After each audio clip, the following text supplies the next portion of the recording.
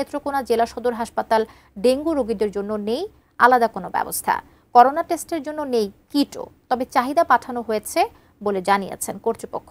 জেলা সদর হাসপাতাল থেকে বিস্তারিত জানাচ্ছেন প্রতিনিধি শামীম আহমেদ। শামীম আহমেদ, সমস্যাগুলোর কথা আমরা বলছিলাম, আপনি আসলে সেখানে কি পরিস্থিতি বর্তমানে দেখছেন?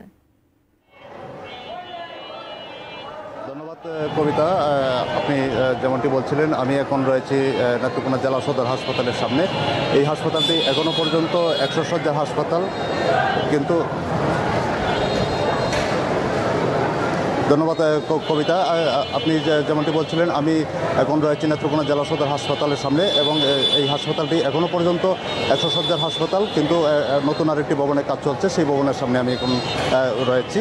এবং আপনাকে জানিয়ে রাখি যে আমি সকাল থেকে এসে জানতে চেয়েছিলাম যে এখানে ডেঙ্গু বা যে করোনা পরিস্থিতির তাদের কী ব্যবস্থাপনা রয়েছে। সেই ব্যবস্থাপনাগুলো আসলে ডেঙ্গু পরিস্থিতির আলাদা কোনো ব্যবস্থা এখনও পর্যন্ত রাখা হয় নাই, কোনো ওয়ার্ড রাখা হয় নাই। তবে তাদের জন্য যদি সে ধরনের কোনো রোগী আসে, এখনও পর্যন্ত আসেননি বলে জানিয়েছেন মেডিকেল অফিসার।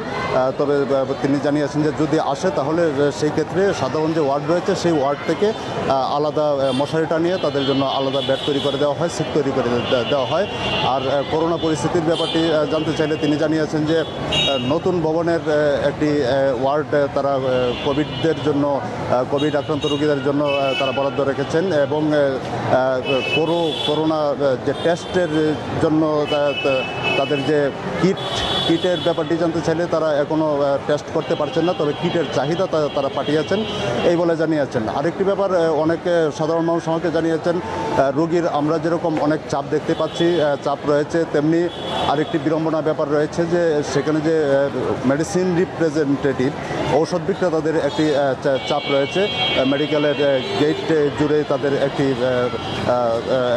বিড়ম্বনা পোহাতে হয় এবং সেখানে দালালদের একটি দৌরাত্মের কথাও অনেকে আমাকে জানিয়েছেন এবং এই বিষয়গুলোতে কর্তৃপক্ষ এবং তারা সেনাবাহিনী হস্তক্ষেপ কামনা করেছেন, এমনটি তারা প্রকাশ করেছেন।